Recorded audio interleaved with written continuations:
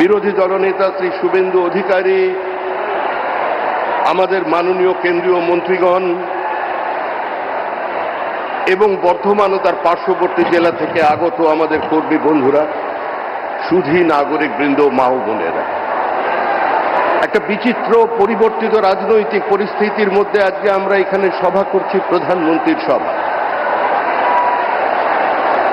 আজকে পশ্চিমবঙ্গ বাঁচতে চায়, বাংলা মুক্তি চায়, বাংলা পরিত্রাণ চায়, বাংলা ঘরের ছেলেকে ঘরে রাখতে চায়, বাংলার মানুষ ঘরের ছেলেকে ঘরের ভাত খাওয়াতে চায়, বাংলার মানুষ শিল্পায়ন চায়, বর্ধমানের মানুষ দুর্গাপুর, রানীগঞ্জ, আসানসোলের উত্থান দেখতে চায়।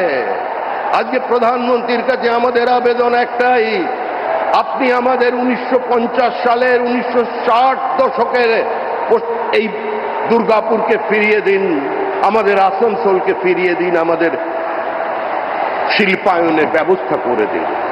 শিল্প ছাড়া বাঁচার অন্য কোনো পথ নেই। নতুন কর্মসংস্থানের সুযোগ সৃষ্টির জন্য আর বাংলার মানুষের সামনে অন্য কোনো পথ খোলা নেই। 3 ফসলি জমিকে কেড়ে নিয়ে শিল্প তৈরি করবার কোনো প্রয়োজন নেই।